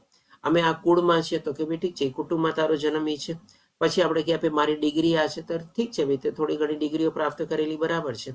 હું આ ધંધો કરું છું, આ કરું છું, તે કરું છું. આપણે ફલાણી બધી આપણી ઓળખાણ આપતા હોઈએ. અને સામેવાળું વ્યક્તિ જે જ્ઞાની હોય તમારી આવી રીતે બધું આપણને કહે ને કે ભાઈ એ તો આમ છે, એ તો આમ છે, તું મને તારી સાચી ઓળખ આપ ને, તારી સાચી ઓળખ શું છે? તો અહીંયા ભગવાન છે ને આપણી સાચી ઓળખ આપણને પહેલા બતાવે છે 11 થી 30 શ્લોકમાં. એટલા માટે ભગવાન 11મા શ્લોકમાં કહે છે કે પૂર્ણ પુરુષોત્તમ પરમેશ્વર બોલ્યા, તું વિદ્વતા ભરી વાતો કરે છે. અર્જુને કેટલી બધી પંડિતાઈની વાતો કરી હોય. અર્જુને એમ પણ કીધું હતું કે ભાઈ અમે ગુરુ શિષ્ય પરંપરામાં આ બધું સાંભળેલું છે, એટલા માટે હું તમને આ બધું કૌટુંબિક પરંપરાઓ વિશે ને બધું બતાવું છું તમારે. અને આપણે પણ પાપ કરી રહ્યા છે ને એવું બધું ભગવાને પણ કીધું કે નહીં? ગઈકાલે આપણે જ્યારે કવર કર્યું ત્યારમાં 28 થી લઈને 46મા શ્લોકમાં તો ભગવાને પણ અહીંયા શું કીધું કે હા ભાઈ ત્યાં બધી પંડિતાઈ વાળી વાતો તો કરી, તે શાસ્ત્રો ભણેલા છે, એમાં બધું સાંભળી લીધું તારું. એટલા માટે ભગવાન કહે છે તું વિદ્વતા ભરી વાતો તો કરે છે, પણ જે તું જેનો શોક કરવા જેવો નથી તેના માટે તું શોક કરી રહ્યો છે. કેટલું સરસ રીતે ભગવાન અહીંયા જ્ઞાન આપે છે. ભગવાનની તમે જો જ્ઞાન આપવાની સ્ટાઇલ પણ જુઓ. ઠપકો બી આપે છે અને સાથે સાથે એને સમજાવે પણ છે. પહેલા ભગવાને ઓલરેડી એને ઠપકો આપી દીધો. તમારે આ બધી મલિનતા ત્યાંથી આવી, તારે આવી બધી દુર્બળતા શું વાત કરેસ તું? આવી બધી નામર્દાઈ તને શોભે છે શું? ભગવાને ઓલરેડી એને ઠપકો આપી દીધો તમારે. અને ઠપકો સાંભળીને પણ હજી પોતે માયનો ને ભગવાનને કહે છે ભાઈ કેવી રીતે મારા ગુરુજનો અને પ્રિયજનો અને આપ્તજનો અને મારા પૂજનીય લોકો પર બાણ છોડું, કેવી રીતે એની સામે લડું, જીતવું કે હારવું એ પણ મને કંઈ સમજાતું નથી. અને ભગવાનની શરણાગતિ લે છે. તો ભગવાન અહીંયા હજી થોડો ઘણો ઠપકો પણ આપતો સાથે સાથે કહે છે કે ભાઈ તું જેનો શોક કરે છે ને એના માટે તારે શોક કરવાની જરૂર નથી. તો અર્જુન શેનો શોક કરી રહ્યો હતો? સામે ઉભેલા જે બધા માણસો હતા એનો શોક કરી રહ્યો હતો ને એના શરીર વિશે શોક કરી રહ્યો હતો ને. એને શું લાગતું હતું કે ભાઈ હું આ લોકોની સામે યુદ્ધ લડીશ, એ લોકો હણાઈ જશે, એ લોકો ઉપર તીર ચલાવીશ એટલે બધા મરી જશે, તો પછી કેવી રીતે બધો કેને કે ભાઈ પોતાને કેટલું બધું નુકસાન થશે, અને એના માટે શોક કરી રહ્યો. તો ભગવાન કે આના માટે કાંઈ શોક કરવાની જરૂર નથી તારે. તો પછી ભગવાન હવે પોતાની વાતને વાળતા કહે છે કે ભાઈ જેવો વિદ્વાન હોય છે, એટલે કે જેને જ્ઞાન હોય છે, સાચું જ્ઞાન. કારણ કે ભગવાને શું કીધું? જે મનુષ્યનું જીવનનું મૂલ્ય જાણતા હોય છે આવી બધી વાતો નથી કરતા. એટલે કે ભગવાને ત્યારે ભૂમિકા બાંધી અને હવે એ જ્ઞાન આપે છે તમારે. એટલે કે જેવો વિદ્વાન હોય છે તેઓ જીવિત કે મૃત માટે શોક કરતા નથી. તો વિદ્વાન કોણ અને કોના માટે શોક કરવો અને કોના માટે શોક ન કરવો એ હવે ભગવાન આગળ વધતા આપણને બતાવે છે. તો ભગવાન 12મા શ્લોકમાં કહે છે કે એવું ક્યારેય ન હતું કે જ્યારે હું ન રહ્યો હો કે તું ન રહ્યો હો, અથવા તો આ બધા રાજાઓ ન રહ્યા હોય, અને એવું પણ નથી કે પછી ભવિષ્યમાં આપણે બધા નહીં હોઈએ. એટલે કે આ શ્લોક દ્વારા ભગવાન આપણને આપણી સાચી ઓળખાણ આપે છે કે ભાઈ આપણે કોણ છીએ. કે ભાઈ તું અત્યારે જે સામે બધા રાજાઓ, તારા ગુરુજનો, તારા પ્રિયજનો, તારા આપ્તજનો, તારા સગાવાલા માટે જે તું બધો શોક કરે છે તમારે, તો એવું નથી કે એ લોકો પહેલા નહોતા, અત્યારે તારી સામે છે. અને એવું બી નથી કે ભાઈ હણાઈ ગયા પછી લોકો પણ ભવિષ્યમાં નહીં રહે તમારે. આપણને કદાચ આ શ્લોકના સંદર્ભમાં ઓછું સમજાય, પણ હવે આપણે જેમ જેમ આગળ વધશું અને ભગવદ્ ગીતામાં ભગવાને છે ને જ્ઞાન જે આપ્યું છે ને, આપણે ઘણી ચીજો એવી હોય કે ભાઈ એક શ્લોક દ્વારા આપણને ક્લિયર ન થાય, પણ ભગવાને અલગ અલગ જગ્યાએ જ્યારે એ બધા શ્લોકને આપણે કનેક્ટ કરીએ ને ત્યારે આપણી સમજણ છે ને ઓર ક્લિયર થઈ જાય. તો સૌથી પહેલા તો અહીંયા જે ભગવાન બતાવે છે, તો ભગવાન શેના પળ ઉપર આપણને આ બતાવે છે? તો કે સૌથી પહેલા તો ભગવાન પોતે ત્રિકાળ જ્ઞાની છે. તો જ એ આવી રીતે કહી શકે કે એ લોકો પહેલા નહોતા અને ભવિષ્યમાં પણ નહીં હોય. આજે આપણે કોઈ ચીજ કહી શકીએ કે આ ચીજ જે છે અત્યારે ભવિષ્યમાં પણ આટલા વર્ષો સુધી આટલા સમય સુધી રહેવાની છે? આવતી ક્ષણે આવતી મિનિટે શું થવાનું છે આપણને ખબર નથી તમારે. ઇવન આપણે આપણા પોતાના જીવન માટે પણ આપણે નથી કહી શકતા કે ભાઈ આજે 2 કલાક પછી હું જીવતો હોઈશ તમારે, કે ભાઈ આજે 10 વર્ષ પછી પણ હું જીવતો હોઈશ તમારે. એટલે કે ભગવાન ત્રિકાળ જ્ઞાની છે એ આપણને અહીંયા ખબર પડે છે. અને બીજું જે ભગવાન આપણને કહેવા જઈ રહ્યા છે કે આ બધા શું છે? શરીરો છે તમારે. અત્યારે તને ભીષ્મ પિતામાં દેખાય છે, ગુરુ દ્રોણાચાર્ય જે બધા દેખાય છે, એ તારા હૈણા પછી શરીર હણાશે ને હજી એની આત્માની યાત્રા છે ઓર આગળ ચાલશે. તો હવે ઈ ભગવાન હવે આગળના શ્લોકમાં આપણને બતાવે છે. અહીંયા સૌથી પહેલી વાર ભગવાન એ આત્મા શબ્દ આપે છે, એટલે કે આપણી સાચી ઓળખ આપે છે. આપણે આ શરીર નથી, પણ આપણે આત્મા છીએ.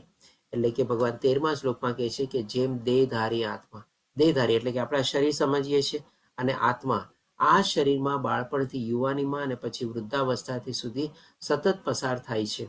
એટલે કે તેમજ એ મૃત્યુ પછી આત્મા બીજા શરીરમાં જાય છે. એટલે કે ભાઈ ભગવાને જેમ કીધું ને કે આ લોકો પહેલા પણ હતા અને ભવિષ્યમાં પણ રહેશે. તો ભવિષ્યમાં કોણ રહેશે? એ શરીર નહીં રહે, પણ એની અંદરની જે રહેલી આત્મા જે છે ને, જેમ ભગવાને કીધું ને દેહધારી આત્મા આ શરીરમાં, એટલે કે તે અત્યારે ભીષ્મ પિતાના શરીરમાં જે આત્મા જે છે એ જ્યારે માની લો ભીષ્મ પિતામાં ગુરુ દ્રોણાચાર્યનું દેહ અથવા શરીર નાશ પામશે, તો એની અંદરની જે આત્મા છે એ મૃત્યુ પછી આત્મા બીજા શરીરમાં જાય છે. એટલે કે ફરી ભગવાન જેમ કીધું ને કે ભવિષ્યમાં પણ હશે, તો ભગવાન ભવિષ્યમાં શેના માટે કહે છે? તો કે આત્મા માટે કહે છે. એટલા માટે ભગવાન કહે છે ધીર પુરુષ, એટલે કે જેમ ભગવાને કીધું ને જ્ઞાની વ્યક્તિ આ શોક, મૃત્યુ અને જીવન પ્રત્યે શોક નથી કરતો. એટલા માટે કહે છે કે ધીર પુરુષ આવા પરિવર્તનથી ભ્રમિત થતો નથી. ક્યું પરિવર્તન? તો કે મૃત્યુ અને જન્મ. શેનું? તો કે ભાઈ શરીરનું. શરીરનું મૃત્યુ પામ્યું અને શરીર પાછું બીજું શરીર ધારણ કર્યું એ આત્માએ તમારે, એનું જે પરિવર્તન થાય છે એનાથી કોઈ શોકાતુર કે કંઈ થતા નથી, એટલે કે ભ્રમિત થતા નથી. તો આ શ્લોકમાં ભગવાન આપણને સૌથી પહેલા આપણે આત્મા શબ્દ આપણને લક્ષણ આપીને બતાવે છે કે ભાઈ આપણી અંદર રહેલો જે છે આત્મા જે છે એ બધા આ શરીરમાંથી પસાર થાય છે. હવે આપણને એમ થાય કે ભાઈ આપણે નાનકડું જે બાળક હોય, જન્મજાત બાળક હોય તમારે, એમાં પણ એ આત્મા રહેલી છે, અને જ્યારે વયોવૃદ્ધ થઈએ ત્યારે પણ એમાં એ આત્મા રહેલી છે. તો એ એક જ આત્મા જે છે આપણા શરીરમાંથી પસાર થતી હોય છે. આના સંદર્ભમાં જો આપણે સમજવું હોય તો આપણે માની લો એક નવજાત શિશુ છે, એનો પહેલા મહિને આપણે ફોટો લીધો, બીજા મહિને આપણે એની બર્થડે ફોટો લીધો, ત્રીજા મહિને ફોટો લીધો, એમ 12 મહિનાના એટલે કે 1 વર્ષનું જ્યાં સુધી બાળક થયું એના 12 ફોટા લીધા. પછી આપણે દર વર્ષે એક ફોટો લેતા ગયા તમારે, અને માની લો એની ઉંમર અત્યારે 60 વર્ષની છે તમારે, તો ટોટલ કેટલા ફોટા થયા તમારે? પહેલા વર્ષના 12 ફોટા થયા, અને બીજા પછી 59 ફોટા થયા. તો 59 ને 12 71 ફોટા થયા. હવે 71 ફોટાને તમે લાઈનથી ઊભા રાખો, પહેલા મહિનાનો, બીજા મહિનાનો, ત્રીજા મહિનાનો, અત્યારે 60મા વર્ષનો. હવે જેના ફોટા છે ને એને તમે ફોટા ન દેખાડો, પણ બીજા એક વ્યક્તિને તમે ફોટા દેખાડો કે ભાઈ આ બધા ફોટા જોતા તને કોના લાગે છે ફોટા? એ કહેશે કે ભાઈ આ થોડા ઘણા તો નાના નાના જે ઉંમરના ફોટા છે, આમાં તો મને કંઈ એટલું સમજાતું નથી, પણ આ બાકી બધા જે ફોટા છે ને, થોડા છેલ્લા 10-15 ફોટા, એ એક જ વ્યક્તિના એવું લાગે છે તમારે. પણ જેના ફોટા હશે તમારે, એ શું કહેશે? અરે ભાઈ આ હું નાનો જન્મ હતો ને ત્યારે 1 મહિનાનો હું છું તમારે. આ જો બીજા મહિનાનો ફોટો મારો હું જ છું. મારા મમ્મી પપ્પાએ ફોટો આ લીધો હતો તમારે. આ 1 વર્ષનો થયો, પહેલો બર્થડે સેલિબ્રેટ કર્યો, આ જો બર્થડે પાર્ટીનો મારો ફોટો છે 1 વર્ષનો. કેવો ખોડામાં છું ને કેવી રીતે રમું છું નહીં જો. અને આ 5મા વર્ષનો જ્યારે હું ચાલતા ફરતા શીખી ગયો હતો ને એ ફોટો છે. અને આ 10મે વર્ષે જ્યારે હું સ્કૂલે જતો હતો ને ત્યારનો ફોટો છે. અને આ 15મે વર્ષે જ્યારે હું ટીનેજરમાં એન્ટર થયો ને ત્યારનો ફોટો છે. આ 25 વર્ષનો ફોટો જો મારા લગ્ન પહેલાનો છે. અને આ 30 વર્ષનો ફોટો જો મારો લગ્ન થયેલાનો ફોટો છે. એ શું કહેશે? આ બધા ફોટા 71 ફોટા મારા છે. કે શું કહેશે? મારા છે. તો આ મારો કોણ કે છે? અરે ભાઈ શરીર તો એનું ઈ જ છે તમારે, અલગ અલગ પરિસ્થિતિમાંથી પસાર થયું. તો કેમ જેને ફોટો દેખાડ્યો એ માણસ નથી કહેતો કે આ બધા ફોટા તો આના જ છે તમારે? પણ જેના ફોટા છે પોતે કે છે ને કે આ ફોટો મારા છે. તો કોણ કે છે? ભાઈ આત્મા કે છે. આત્મા કે છે કે આ પણ હું જ છું, આ પણ હું જ છું, ને આ પણ હું જ છું તમારે. એટલે કે આ બધા આપણે આત્મા જે છે આ બધા શરીરોની અલગ અલગ અવસ્થામાંથી, બાળવસ્થા, પછી યુવાવસ્થા, કિશોરવસ્થા, વૃદ્ધાવસ્થા, ગમે તે તમે અવસ્થા કહો, બધામાંથી એક જ આત્મા છે પસાર થઈ રહ્યો છે. અને એ જ્યારે શરીર મૃત્યુ પામશે ત્યારે એ આત્મા ફરી પાછો બીજા શરીરમાં પ્રવેશે. જેમ ભગવાને કીધું ને, મૃત્યુ પછી આત્મા બીજા શરીરમાં જાય છે. એટલા માટે ભગવાન કહે છે કે ભાઈ આના માટે તારે કંઈ શોક કરવાની જરૂર નથી. હવે આગળ વધતા ભગવાન શું છે, આપણને આત્માના અલગ અલગ 30મા શ્લોક સુધી 30 લક્ષણ બતાવશે. હવે અર્જુને આ બધું જ્યારે આત્મજ્ઞાનની પ્રાપ્ત કર્યું, તો હવે ભગવાન અર્જુનને બતાવે છે, અર્જુન તો હજી શોકાતુર હતો, તો હવે શોકના સંદર્ભમાં ભગવાન બતાવે છે. એટલે તો આ સિક્કાની બીજી બાજુ બતાવે છે કે ભાઈ સૌથી પહેલા તો શું છે, તારે કોઈ શોક કરવાની જરૂર નથી. આ બધા શરીર જે છે એ તમારે મૃત્યુ પામશે. તું નહીં મારતો આજે, નહીં તો કાલે, પણ એક દિવસ તો મૃત્યુ પામવાના જ છે શરીર તારે. તો પછી તું શું કામ શોક કરશ? હવે અર્જુનને તો લાગે ને, ના મારા સગાવાલા છે, મારા પૂજનીય છે, મારા ગુરુજનો છે. તો એના શોકના માટે ભગવાન બીજી બાજુના સંદર્ભમાં બતાવે છે. 14મા શ્લોકમાં કહે છે, હે કુંતી પુત્ર, સુખ તથા દુઃખનું ક્ષણિક આવવું અને કાળાંતરે તેમનું અદ્રશ્ય થવું. શિયાળા તથા ઉનાળાના ઋતુના આવવા તથા જવા સમાન છે. આપણે કોઈ વ્યક્તિ મરી જાય છે તમારે તો કેટલા દિવસ શોક પાડીએ છીએ? એને કે આપણું બહુ દૂરનું કોઈ હોય તમારે તો ખાલી ઠીક છે ભાઈ, ચાલો સાંભળીને એક કાનથી બીજે કાને કાઢી નાખીએ. તમારે બહુ થોડું ઘણું નજીકનું હોય, કદાચમાં આપણે હોય કંઈક રિલેશન હોય, કોઈ સંબંધ હોય, આપણે એની શોક સભામાં જે આવીને નાહી ધોઈ લીધું ને પછી આપણે પાછા આપણે કામે લાગી ગયા. તમારે આપણા ફેમિલી મેમ્બરમાંથી કોઈ હોય, તમારે આપણા કુટુંબમાંથી હોય કે તમારે, તો થોડાક દિવસે થોડું ઘણું આપણે શોક પાડવાનું એ પાડી લઈએ. આપણું એકદમ પોતાનું આપતજન હોય તો કે ને કે જ્યાં સુધી નેક્સ્ટ વર્ષી ન વાળે ત્યાં સુધી થોડો ઘણો આપણને શોક રહેતો હોય. પછી શું આપણે એમાં બધા આવી ગયા, મા બાપથી લઈને આપણા પુત્ર પત્ની બધા જે લોકો નજીક ના લ્યો કે દૂર ના લ્યો, આજે કોઈ વ્યક્તિ એવું નહીં હશે કે એના મર્યા પછી આજની તારીખ સુધી પણ એ પોતે શોક પાડતો હશે. અમુક દિવસો, અમુક કલાકો, અમુક ક્ષણો અથવા તો અમુક વર્ષો તો કે ને બહુ એક્સ્ટ્રીમ થઈ ગયું તમારે. તો ભગવાન ઈ જ તો કે છે, આ તો બધું ક્ષણિક છે, ટેમ્પરરી છે ભાઈ, આવવાનું છે ને જવાનું છે. જેમ સરસ મજાની કમ્પેરિઝન પણ આપે છે કે ઋતુઓ બદલાય એવી રીતે. ત્યારે ગરમી આવે છે તમારે, આવી છે, પણ ગરમીમાં તો મજા પણ આપણે કરશું. તમારે ગરમીમાં કેવી સરસ મજાની આપણે કેરી ખાશું. એટલે ગરમી પણ આપણે ગરમીનું રોઈએ છીએ, પણ સાથે સાથે આપણે કેરીનો આનંદ પણ માણીએ છીએ ને. એટલે કે બધી પરિસ્થિતિઓ બદલાતી જ રહેવાની છે. એ ભરતવંશી તેઓ ઇન્દ્રિય અનુભૂતિમાંથી જન્મે છે. એટલે આપણને બહાર નીકળવું હોય, તમારે એસી ન હોય ત્યારે આપણને ગરમી થાય, અને એ જ આપણે સરસ મજાના આપણે કેરી ખાતા હોઈએ ત્યારે આપણે ગરમીઓને ભૂલી જતા હોઈએ છીએ તમારે. એટલે કે આ બધું ઇન્દ્રિય અનુભૂતિમાંથી જન્મે છે. અને મનુષ્ય તેમને અસ્વસ્થ થયા વિના, ડિસ્ટર્બ નથી થવાનું ભાઈ, અહીંયા અસ્વસ્થ થયા વિના સહન કરતા અવશ્ય શીખવું જોઈએ. સુખ આવશે, દુઃખ આવશે, પાછું સુખ આવશે, પછી સાયકલ ચાલી રાખશે. બસ એ જ ભગવાન કહે છે અર્જુનને કે ભાઈ આને તું મારીશ તોય ઠીક છે ભાઈ, ઓકે, એની આત્મા તો અમર જ છે તમારે.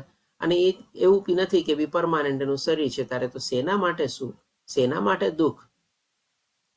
એવી રીતે ભગવાન એને સિક્કાની બીજી બાજુની સંદર્ભમાં બતાવે છે. હવે ભગવાન કહે છે 15મા શ્લોકમાં, હે પુરુષ શ્રેષ્ઠ અર્જુન, જે પુરુષ સુખ તથા દુઃખમાં વિચલિત થતો નથી. જેમ કીધું ને, દરેક પરિસ્થિતિ પ્રમાણે આપણે ચાલવાનું છે, પરિસ્થિતિને સંભાળવાની છે, પરિસ્થિતિને જાળવવાની છે, પરિસ્થિતિનું અવલોકન કરવાનું છે ને એ પ્રમાણે આપણે આપણો વ્યવહાર બદલવાનો છે તમારે. એટલે કે સુખની પરિસ્થિતિ હોય, ઠીક છે ભાઈ, થોડું ઘણું ભગવાને દીધેલું સુખ છે, બરોબર છે, ઓકે, ભગવાનનો થેન્ક્સ માનવાનું, બધું બરાબર છે. દુઃખ આવ્યું, તકલીફ આવ્યું, ઠીક છે ભાઈ, કંઈક કર્મ એવા કર્યા હશે, ભગવાન છે આપણો, ભગવાન મદદ કરશે, આ દુઃખ પણ વયું જશે તમારે. એટલા માટે કે છે આ બંનેમાં એક સમાન રહે છે અને વિચલિત થતો નથી. અને તે મુક્તિ પામવા માટે સર્વથા યોગ્ય છે. એટલે કે અહીંયા ભગવાન આપણને કહે છે, જો મુક્તિ આપણે પામવી હોય અને ભગવાનના ધામમાં પહોંચવું હોય આપણે, તો આજે ભૌતિક દુનિયાના જે સુખ અને દુઃખ આવે છે, જો એનાથી જ આપણે વિચલિત થઈ જશું અને એમાં જ આપણે જો ડૂબા રહેશું તમારે, તો પછી આપણે ભગવાનને તો ભૂલી જ જશું ને. ભગવાનના ધામ સુધી ક્યાંથી પહોંચશું?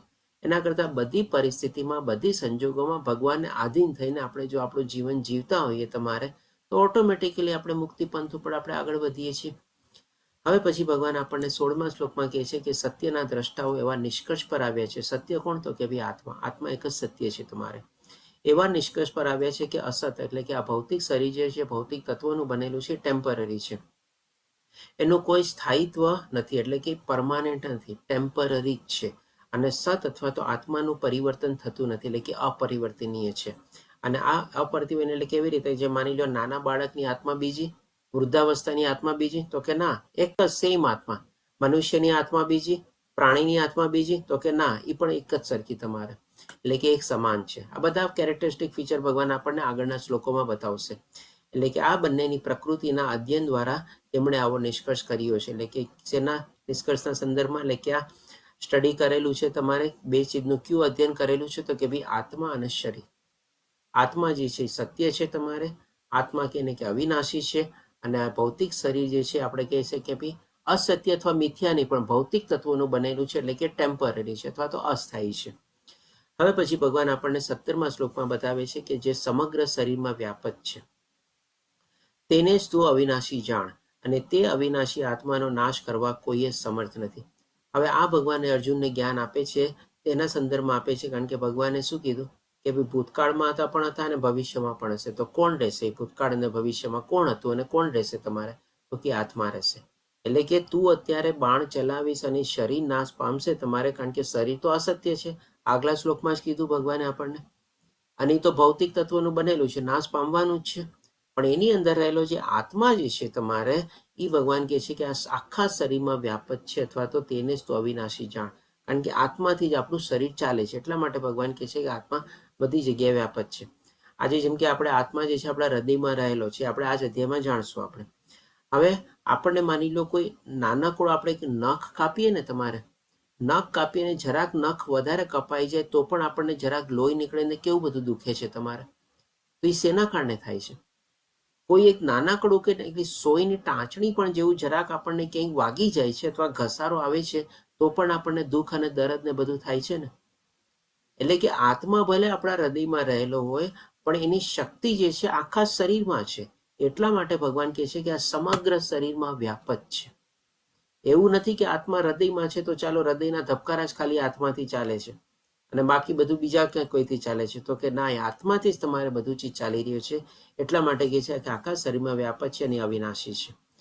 અને તે અવિનાશીનો આત્મા નાશ કરવા માટે કોઈ સમર્થ નથી. અર્જુન જે છે અત્યારે બાણ છોડશે તમારે તો પણ એ આત્મા નહીં મરે, કારણ કે આત્મા તો અવિનાશી છે.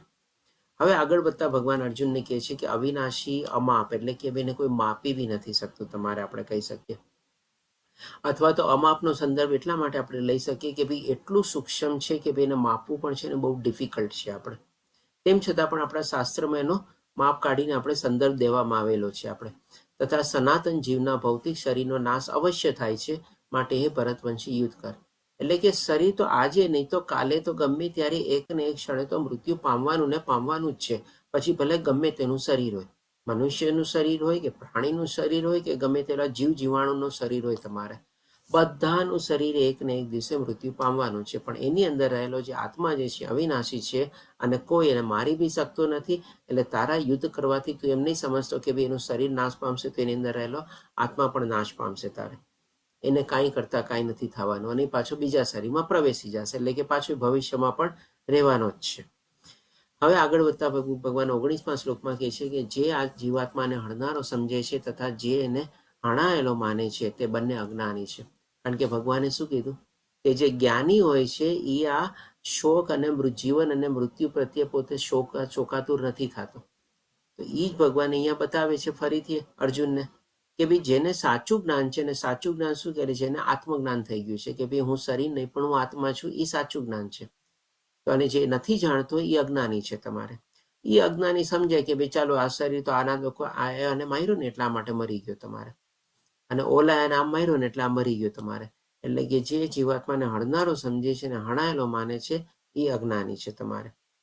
આના સંદર્ભમાં આપણે એક બીજી ચીજ પણ સમજવાની છે કે આપણે માની લો ખાલી થોડાક સંદર્ભમાં આપણે સમજીએ કે ભાઈ કોઈ વ્યક્તિ માની લો કોઈકનું ખૂન કરે તમારે, હવે જેને આત્મજ્ઞાન હોય તમારે, એ શું કે આ શ્લોક સમજીને કે ભાઈ કોઈ તો હણાણું નથી ને કોઈએ કોઈને હેણો નથી તમારે. તો એવી રીતે આપણે બધી ચીજનું છે ને આપણે અર્થઘટન બધી જગ્યા અલગ અલગ રીતે લેવાનો છે. આપણે અત્યારે આપણે આધ્યાત્મિક જ્ઞાન મેળવીએ છીએ તો અત્યારે ભગવાન આપણને આધ્યાત્મિક સંદર્ભમાં સમજે છે કે કોઈ જીવાત્માને હણેલો સમજે ને હણાયેલો માને તો એ અજ્ઞાની છે. પણ હવે શું છે, શરીર તો મૃત્યુ પામવાનું છે તમારે, અને એ તો નાશવંત જ છે તમારે. એટલે કે ભાઈ કોઈ ખોટું કાર્ય કરે તો પણ એને સજા થાય તમારે, અને ભૌતિક સજા થાય આપણે, અને બાકી આધ્યાત્મિક સજા જે ભગવાન આપવાના હોય એ પણ આપણે મળવાની હોય તમારે. એટલા માટે ભગવાન કહે છે કારણ કે આત્મા નથી હણતો કે નથી હણાતો. એટલે કે અર્જુનની અંદર જે આત્મા જે છે, અને માની લો અર્જુન અત્યારે બાણ છોડે છે અથવા તો યુદ્ધ લડે છે અને એ માની લો ગુરુ દ્રોણાચાર્યનું વધ કરે છે તમારે. એટલે કે એક ભૌતિક શરીરે બીજા ભૌતિક શરીરનો તમારે નાશ કર્યો. પણ અર્જુનની અંદર જે આત્મા જે છે એ શું કંઈ કરે છે તમારે? અથવા તો ગુરુ દ્રોણાચાર્યની અંદર જે આત્મા છે એને કંઈ ઘાયલ થયું તમારે, એને કંઈ નુકસાન થયું તમારે? કાંઈ ન થયું તમારે. તો એ સેન્સમાં અહીંયા ભગવાન આપણને સમજાવે છે કારણ કે આત્મા હણતો પણ નથી ને હણવા પણ નથી. એટલે કે ને કે ભાઈ આત્મા સંપૂર્ણ રીતે કોઈ જ ચીજથી લિપ્ત નથી થતો, એ અલિપ્ત રહે છે. એ પણ ભગવાન આપણને આગળના શ્લોકમાં બધાના કેરેક્ટરિસ્ટિક ફીચર્સના સંદર્ભમાં બતાવશે કે ભાઈ નથી એને સુખ દુઃખ નડતું કે નથી તમારે કોઈ પાપ કર્મથી લિપ્ત થતો કે નથી કોઈ સારા કર્મથી લિપ્ત થતા. આત્મા હંમેશા અલિપ્ત રહે છે તમારે બધાથી. હજી આગળ હવે 20મા શ્લોકમાં ભગવાન કહે છે કે આત્મા માટે ન તો કોઈ વખતે જન્મ નથી અને મરણ પણ નથી, અને તે ક્યારે જન્મ્યો ન હતો, ત્યારે જન્મ લેતો નથી અને જન્મવાનો પણ નથી. તે અજન્મ, સનાતન, ચિરસ્થાયી તથા પુરાતન છે. આ બધા ભગવાન લક્ષણો બતાવે છે આત્મા વિશેના. ટોટલ 30 લક્ષણો બતાવે છે. જસ્ટ તમે ગ્રો થ્રુ કરતા જાજો, નોટિંગ કરતા જાજો. આપણે એક સમરી સ્લાઇડ પણ લેશું કે ભગવાને કેટલા 30 પ્રકારના લક્ષણો કયા કયા શ્લોકમાં કઈ કઈ જગ્યાએ બતાવેલા છે. જ્યારે શરીર હણાય છે ત્યારે પણ તે હણાતો નથી. આના સંદર્ભમાં ભગવાને જેમ કીધું કે ભાઈ આત્મા નથી હણતો કે નથી હણાતો, કારણ કે શરીર નાશવંત છે પણ આત્માને કંઈ નથી થતું. હવે 21મા શ્લોકમાં ભગવાન કહે છે કે હે પાર્થ, આત્મા અવિનાશી, સનાતન, અજન્મા તથા અવિકારી છે. આ બધા ભગવાનના આત્માના લક્ષણો બતાવે છે. એવું જાણનાર મનુષ્ય કોઈને કેવી રીતે હણી શકે અથવા તો હણાવી શકે. એટલે કે ભાઈ તારે અત્યારે ક્ષત્રિય ધર્મ તરીકે તારે યુદ્ધ લડવાનો છે, પણ તારી અંદર રહેલી આત્મા જે છે એનાથી લિપ્ત થવાની નથી. તું કોઈને પણ મારીશ તો પણ આત્માને કંઈ ફરક પડવાનો નથી તારે. ના સામેવાળાની આત્માને કંઈ ફરક પડશે, ને તારી આત્માને કંઈ ફરક પડશે તારે. પછી 22મા શ્લોકમાં કહે છે કે જેવી રીતે મનુષ્ય જૂના વસ્ત્રો તજીને નવા વસ્ત્રો ધારણ કરે છે, તેવી રીતે આત્મા વૃદ્ધ તથા નકામા શરીરો તજીને નવા ભૌતિક શરીર ધારણ કરે છે.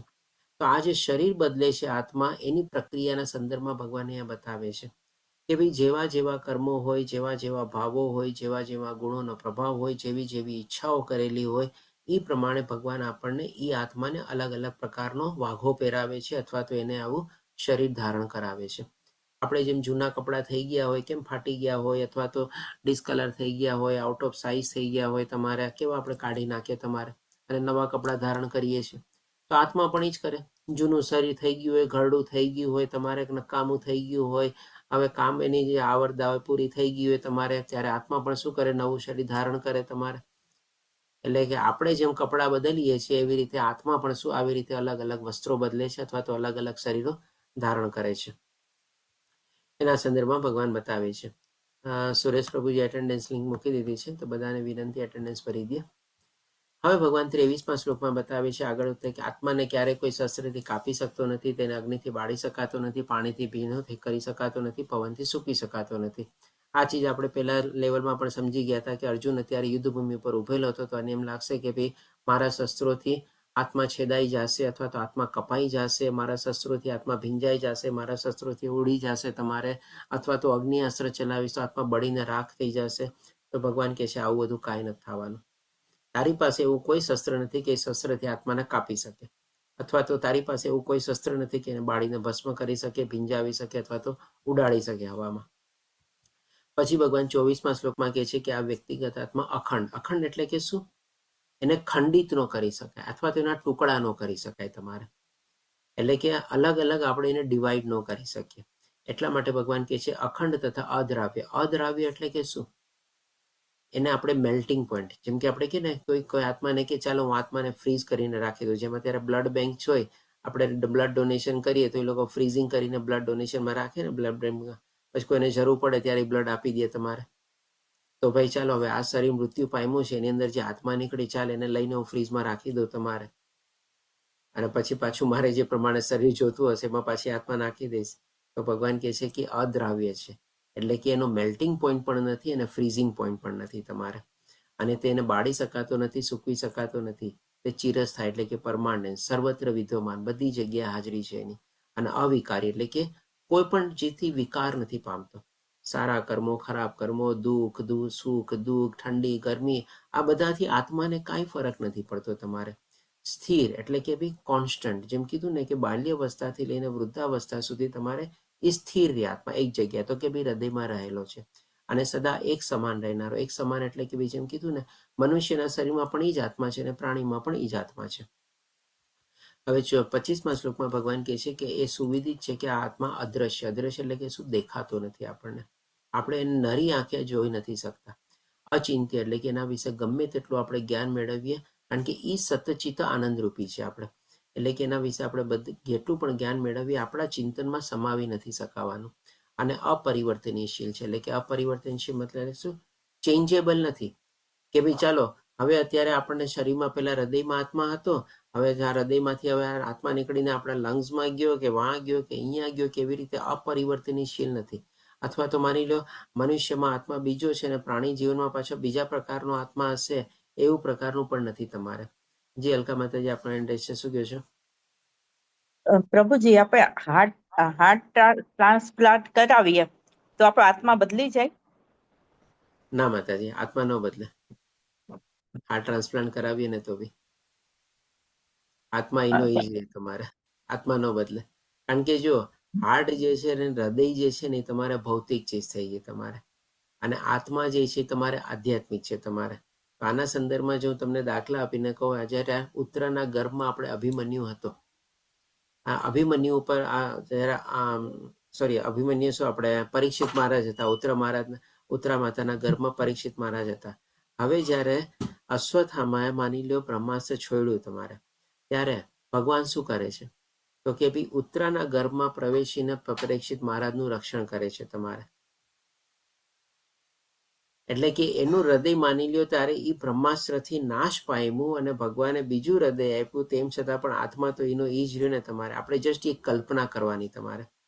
તો એવી જ રીતે પરિસ્થિતિ જ્યારે સર્જાય કે ભાઈ માની લો એક માણસનું હૃદય જે છે એ કાઢીને બીજું હૃદય નાખવામાં આવે છે, કે હાર્ટ ટ્રાન્સપ્લાન્ટ કરવામાં આવે છે, તેમ છતાં પણ એનો આત્મા તો એનો ઈ જ રહે છે. આત્મા કોઈ દી બદલાતો નથી. જી ઉર્વી માતાજી, આપનો બી હેન્ડ રેઝ છે, શું કહો છો? અચિંતનીય એટલે પ્રભુજી? અચિંત્ય, આત્મા અદ્રશ્ય એટલે અચિંત્ય એટલે કે એના વિશે આપણે ગમે તેટલું ચિંતન કરીએ અધૂરું છે. આપણા ચિંતનમાં આપણે એના વિશેનું ગમે તેટલું જ્ઞાન ધારણ કરીએ તો પણ આપણે એને સમાવી ન શકીએ. ઘણી ચીજો તમારે જો એવી હોય ને કે એ બધી જ તમે ચીજ વસ્તુને એના વિશે તમે સંપૂર્ણ જ્ઞાન મેળવી લીધું, તમે એની આખી હિસ્ટ્રી, જોગ્રાફી, બાયોગ્રાફી બધું તમે કાઢી લીધું. હવે તમને એમ લાગે કે હા, હવે એ ચીજને તો બહુ સારી રીતે ઓળખું છું, હવે એ ચીજ વિશે મને સંપૂર્ણ જ્ઞાન પ્રાપ્ત થઈ ગયું છે. પણ તમે આત્મા વિશે ન કહી શકો, કારણ કે આત્મા વિશે તમે પૂરું જ્ઞાન ધરાવતા જ નથી, અને આપણે પૂરેપૂરું જ્ઞાન આપણા ચિંતનમાં આપણે સમાવી પણ ન શકીએ. એટલા માટે ભગવાન કહે છે કે ભાઈ અચિંત્ય છે. અને આવું જાણ્યા પછી ભગવાન કહે છે તારે શરીર માટે શોક કરવાનો છે. ભગવાને શરૂ ક્યાંથી કર્યું હતું? ભગવાને શું કીધું કે તું વિધવતા ભરી વાતો કરે છે, પણ જેના માટે શોક કરવા જેવો નથી એના માટે તું શોક કરે છે. ત્યાંથી શરૂઆત કરી, અને પછી ભગવાને આત્મજ્ઞાન આપ્યું, આત્માના બધા કેરેક્ટરિસ્ટિક ફીચર ને બધું વર્ણવ્યું, અને હવે પછી સમાપન ક્યાં કરે છે 25મા શ્લોકમાં કે ભાઈ આ બધું જાણ્યા પછી હવે તું જેના માટે શોક કરેશ ને એ બધો કરવા જેવો નથી. કારણ કે આ શરીર તો સામે એક ને એક દિવસે મૃત્યુ પામવાનું છે, અને એનો આત્મા જે છે અંદર અમર છે અથવા તો અવિનાશી છે.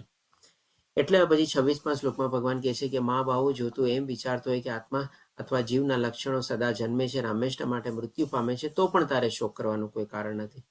એટલે કે જો હજી તું ન માનતા હો, આત્મજ્ઞાન મેં તને આપ્યું અને હજી તું સમજતો હો કે આ શરીર જે છે મૃત્યુ પામશે તો આત્મા પણ મૃત્યુ પામશે. એટલે કે આપણે એક માની લો એક નાનકડો બાળક હોય તમારે, રમકડાથી રમતો હોય તમારે, અને રમકડું તૂટી જાય તમારે, ત્યારે માતા પિતા એને શું કે, અરે ભાઈ આટલા નાના રમકડા માટે તું શું કામે આટલો તારો જીવ બાળસ? તારે કાંઈ વાંધો નહીં, હું તને બીજું રમકડું આપી દઈશ, બીજું લઈ આવી દઈશ તારે. ત્યારે બાળક કેવો ખુશ થઈ જાય. ઠીક છે, કાલ તમે લઈ આવશો ને તમારે બીજું રમકડું, ચાલો ક્યાં લેતા હોય. પછી બીજે દિવસે જયારે એના પિતાશ્રી બાળકે ઓલો રમકડું લઈ આવે ને એને હાથમાં આપે ત્યારે કેવો ખુશ થઈ જાય બાળક તમારે. તો ભગવાન અહીંયા એ જ કહે છે ભાઈ કે ભાઈ આ બધા તો તારે જે શરીરો જે છે તો તમારે રમકડા જેવા છે ભાઈ. રમકડા તો નાશ પામવાના છે, બીજું રમકડું આવી જશે તારા હાથમાં. શું કામ એના પ્રત્યે? આપણે પણ જેમ કીધું ને કે ભાઈ કોઈ ચીજ માટે આપણે પરમાનન્ટ દુઃખી અથવા સુખી નથી રહી શકતા. આપણે કોઈ મૃત્યુ પામી ગયું હોય, આપણે કેટલા દિવસ સુધી એને યાદ રાખવાના? ફરી પાછું આપણા જીવનમાં કોઈક આવ્યું ને હવે એ રમકડાથી આપણે રમવા માંડ્યા તમારે. એટલે કે હંમેશા ચેન્જિંગ જ છે. તો એ જ ભગવાન અહીંયા કહે છે કે ભાઈ મૃત્યુ પામે છે તો પણ એના માટે તારે કોઈ શોક કરવાની જરૂર નથી. પછી હવે 27મા શ્લોકમાં કહે છે કે જેણે જન્મ લીધો છે તેનું મરણ નિશ્ચિત છે. એટલે એક શરીર પ્રાપ્ત કરેલું છે તો ભૌતિક છે. આજે આ પૃથ્વીનો પણ એક દિવસ નાશ થવાનો છે, બ્રહ્માજીનો પણ એક દિવસ નાશ થવાનો છે, કારણ કે બધું ભૌતિક છે તમારે.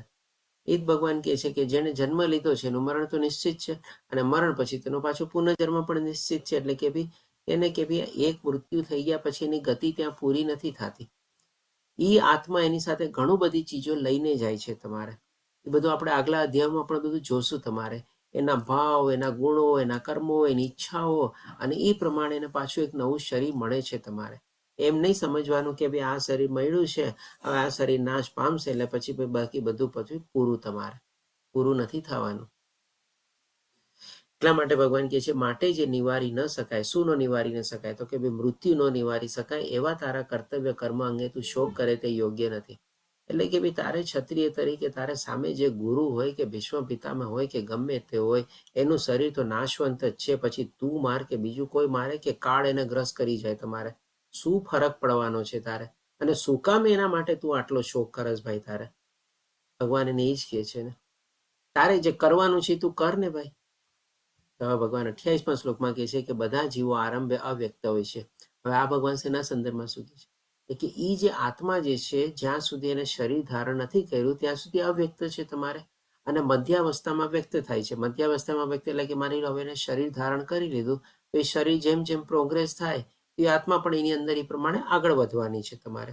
અને જ્યારે વિનાશ થયા પછી એટલે કે હવે એ શરીર જ્યારે નાશ પામશે ત્યારે ફરીથી અવ્યક્ત થઈ જાય, એટલે કે ફરીથી પાછી આત્મા જે છે એ બીજું ક્યાં છોડીને, શરીર છોડીને ક્યાં વહી જાય છે આપણને તો દેખાતી નથી. એટલા માટે ભગવાન કહે છે કે અવ્યક્ત. પહેલા પણ આપણને દેખાણી નહોતી અને પછી પણ આપણને દેખાવાની નથી. વચ્ચેની જે સ્થિતિ છે જ્યાં સુધી શરીર છે આપણને ખાલી શરીર દેખાય છે. ઇવન એની અંદરમાં પણ જે આત્મા છે એ પણ તો અદ્રશ્ય છે, એ પણ આપણને દેખાતી નથી. તો પછી શોક કરવાની શું જરૂર છે? ભગવાન કહે છે કે ભાઈ જે ટેમ્પરરી ફેઝ છે, ખાલી આ શરીર છે, એ જેટલા વખત સુધી શરીર છે એના માટે તું શોક કરસ તારે? એની અંદર જે આત્મા જે છે તો પહેલા પણ તને નહોતી દેખાતી અને ભવિષ્યમાં પણ તને નથી દેખાવાની. તો પછી તું શું કામ આટલો બધો શોક કરસ? પછી 29મા શ્લોકમાં કહે છે કે કોઈ આત્માને આશ્ચર્ય તરીકે જુએ છે અને કોઈ આશ્ચર્ય તરીકે વર્ણન કરે છે અને કોઈ તેના આશ્ચર્ય તરીકે સાંભળે છે. આપણે બધું અત્યારે જે આત્મજ્ઞાન મેળવીએ છીએ, આત્મા માની લેજે અત્યારે હું આત્મા વિશે વર્ણન કરું છું, તમારે તમે આત્મા વિશેને સાંભળો છો. તમારે હવે કોઈક આશ્ચર્ય તરીકે જુએ અને કોઈ કલ્પના કરે, ઓહો આત્મા આવી રીતે આમ હશે, આવી રીતે આમ શરીર પ્રાપ્ત કર્યું, આવી રીતે વહી જતી હશે, કે કલ્પનામાં પોતે જોતા હોય તમારે. જ્યારે બીજા તેના વિશે સાંભળ્યા પછી પણ તેને લેશ માત્ર સમજી શકતા નથી. અરે આ બધું કઈ આવું કઈ હોતું હશે તારે, ના ના ના, આ બધું ખોટું છે, ચલો આમાં કઈ મતલબ નથી તમારે. તો પછી શું સમજવાનું?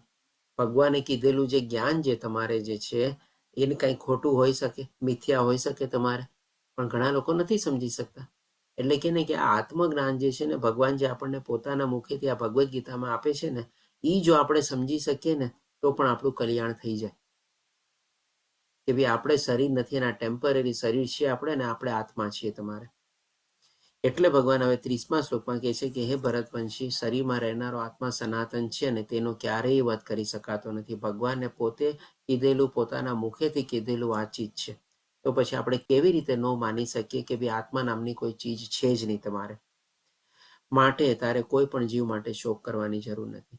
જ્યાંથી શરૂ કર્યું હતું એ જ ચીજમાં ભગવાને સમાપન કર્યું, પણ એ બે વચ્ચે કેટલું બધું મોટું ગુહ્ય જ્ઞાન ભગવાને આપણને આપી દીધું કે ભાઈ આપણે શરીર નથી પણ આપણે આત્મા છે. આ ભગવદ્ ગીતાનું કહે ને કે આ ગુહ્ય જ્ઞાન છે. ગુહ્યતર અને ગુહ્યતમ જે આપણે આગળ વધશું ત્યારે એને સમજશું. એટલે કે સૌથી મોટું સિક્રેટ જ્ઞાન એ જ છે કે ભાઈ આપણે શરીર નથી પણ આપણે આત્મા છે. હવે જે ભગવાને 30 લક્ષણ બતાવ્યા આપણને 11 થી લઈને 30મા શ્લોકના, એના આપણે વાર સમરાઇઝ કરી લઈએ. કયા શ્લોકમાં ક્યાં ભગવાને લક્ષણ બતાવ્યા છે એ પણ તમારી સામે છે. અહીંયા 1, 2, 3, 4 થી તમે જો 30 છે આ લક્ષણો છે, અને બાજુમાં જે બ્રેકેટમાં જે છે એમાં ભગવાને કયા શ્લોકમાં એ લક્ષણ વર્ણવેલા છે એ પણ તમારી સામે છે. શાશ્વત એટલે કે પરમાનન્ટ છે. 5 શ્લોકમાં ભગવાને કીધેલું છે કે આત્મા જે છે શાશ્વત છે અથવા તો અવિનાશી છે. પછી અપરિવર્તનીય છે, અવિનાશી છે, અવિકારી છે, અમાપ છે. આ જસ્ટ તમે આ બધું ગોથ્રુ કરી જાશો. શ્લોકનો રેફરન્સ આપેલો છે. જેમ કીધું ને કે તમે વાંચજો તો તમારે 11 ખાલી 20 શ્લોક જ તમારે વાંચવાના છે, અને આ 20 શ્લોકમાં તમને આ 30 લક્ષણો તમને બધા દેખાશે. શ્લોકના સંદર્ભની સાથે તમારી અહીંયા સ્લાઇડ આપવામાં આવેલી છે. અને આ રીતે આપણે બહુ મોટું ઇમ્પોર્ટન્ટ ટેક અવે તરીકે લઈએ છીએ કે ભાઈ આપણે શરીર નથી પણ આપણે આત્મા છીએ. આ ભગવદ્ ગીતાનું સૌથી મોટું ગુહ્ય જ્ઞાન તરીકે આપણને મળે છે. તો આ રીતે આપણે 2 પાર્ટ આજે કવર કર્યા. 11 થી 30 શ્લોક આજે કવર કર્યો. બાકીનો સેકન્ડ પાર્ટ આપણે કાલે લેશું. વાંચા કલ્પતરુભ્યશ્ચ કૃપા સિંધુભ્યઃ ચ પતિતાનાં પાવનેભ્યો વૈષ્ણવભ્યો નમો નમઃ. હરે કૃષ્ણ કૃષ્ણ કૃષ્ણ હરે હરે, હરે રામ રામ રામ હરે હરે. શ્રીલ પ્રભુપાદ કી જય. શ્રી રાધા ગોવિંદ પ્રણામ. હરે કૃષ્ણ સર્વેને. હવે જો આમાં કોઈને કોઈ પ્રશ્ન હોય તો લઈ શકીએ છીએ આપણે. હરે કૃષ્ણ. હરે કૃષ્ણ. કોઈ પ્રશ્ન?